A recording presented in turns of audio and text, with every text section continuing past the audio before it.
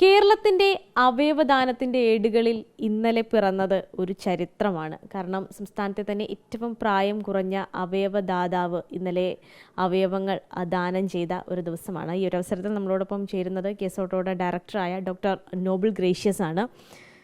ഒരു ചരിത്രം തന്നെയാണ് സംഭവിച്ചിരിക്കുന്നത് അല്ലേ? വളരെ എന്താ പറയുക, അവയവദാന രംഗത്ത് തന്നെ ചരിത്രത്തിനേക്കാൾ ഉപരി ആ മാതാപിതാക്കളുടെ ത്യാഗവും സമൂഹത്തിന് കൊടുക്കുന്ന സന്ദേശവും വളരെ വലുതാണ്. അതാണ് അതിൻ്റെ ഏറ്റവും വലിയ പ്രത്യേകത.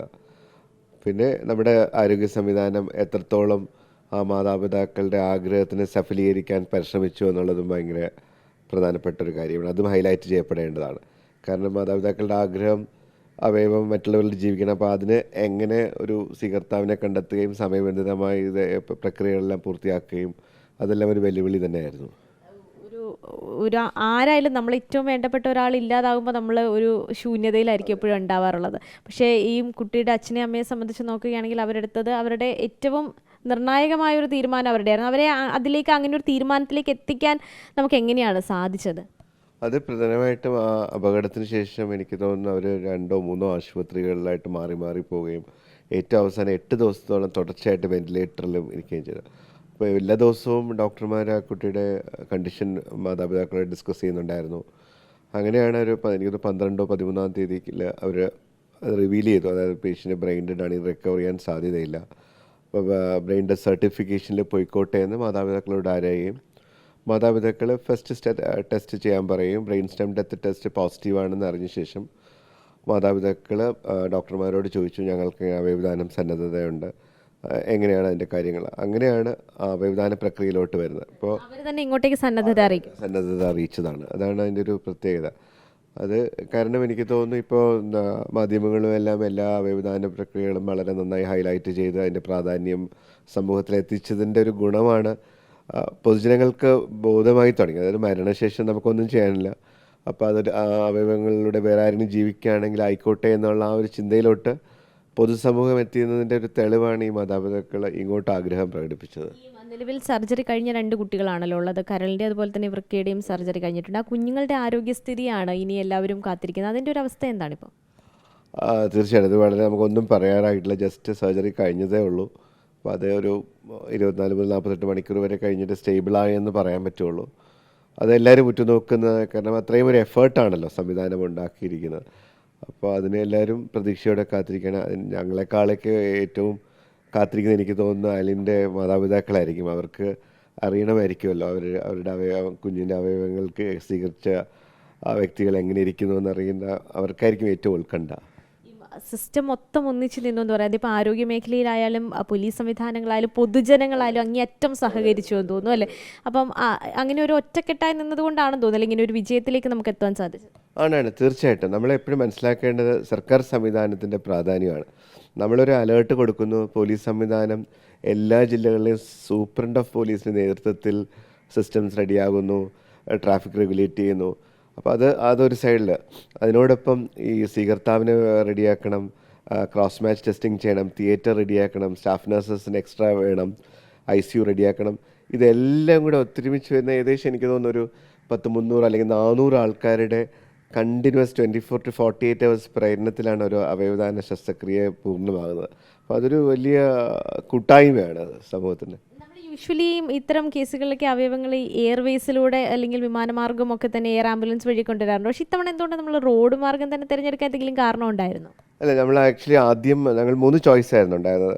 ആദ്യം 5 മണിക്കുള്ളിലാണെങ്കിൽ മാത്രമേ എയർ ആംബുലൻസ് ഉപയോഗിക്കാൻ പറ്റുള്ളൂ എന്ന് എയർ ആംബുലൻസ് അധികൃതർ നമ്മൾ അറിയിച്ചു. കാരണം രാത്രി ഫ്ലൈ ചെയ്യത്തില്ല നമ്മുടെ ഹെലികോപ്റ്റർ. പിന്നെ ഉള്ളത് നമുക്ക് 7:40 വന്ദേ ഭാരതാണ് കൊച്ചിയിൽ നിന്ന്. പിന്നെ റോഡ് മാർഗം. അപ്പോൾ നമ്മൾ 3 മണിക്കാണ് അവയവം എടുക്കാനുള്ള ശസ്ത്രക്രിയ ആരംഭിക്കാൻ തീരുമാനിച്ചത്. 3 മണിക്ക് ആരംഭിച്ച് നമ്മൾക്ക് ഇതിലെപ്പോഴും നമ്മൾ ഏറ്റവും പ്രാധാന്യം കൊടുക്കുന്നത് ആ ദാതാവിൻ്റെ ബന്ധുക്കളുടെ ആവശ്യവും ആഗ്രഹങ്ങളുമാണ്. അവർ പറഞ്ഞ് ഞങ്ങൾക്ക് ഇതെല്ലാം പൂർത്തിയാക്കി രാത്രി ഞങ്ങൾക്ക് മൃതദേഹം കിട്ടിയാൽ നന്നായിരുന്നു. അപ്പോൾ നമ്മുടെ വെല്ലുവിളി വെച്ചാൽ അവർക്ക് നമ്മൾ പറഞ്ഞ വാക്ക് പാലിക്കണം. 9 മണിക്കുള്ളിൽ അവർക്ക് ഈ പ്രക്രിയകളെല്ലാം തീർത്ത് കൊടുക്കണം.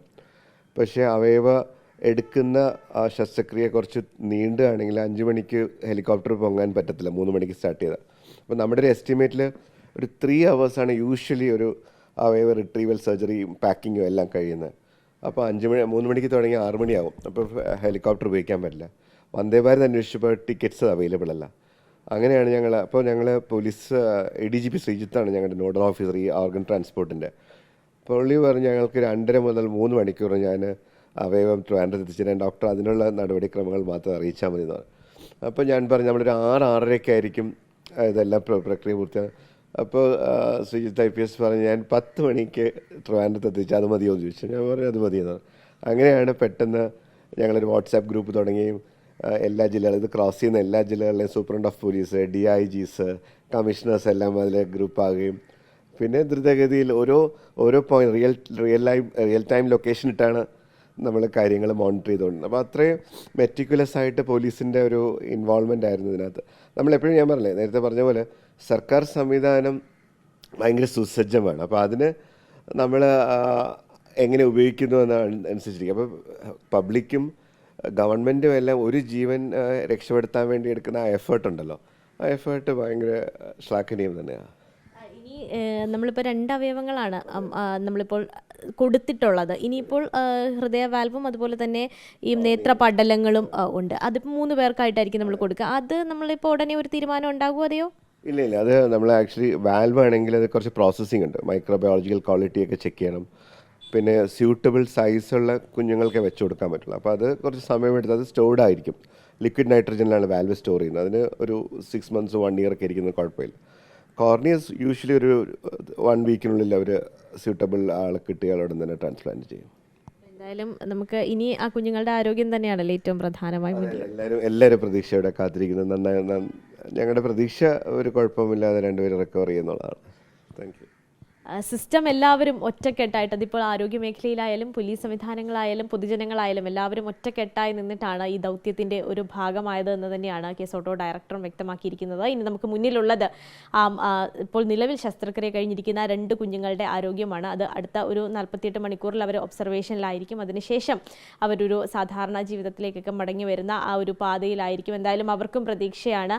അലിൻ്റെ കുടുംബത്തിനും അങ്ങേയറ്റം നന്ദി അദ്ദേഹം ഈ ഒരു അവസരത്തിൽ രേഖപ്പെടുത്തിയിട്ടുണ്ട്. വീഡിയോ ജേർണലിസ്റ്റ് മനു ബാലകൃഷ്ണനൊപ്പം reporter Swanthana Saju, in reporter, Thiruvananthapuram.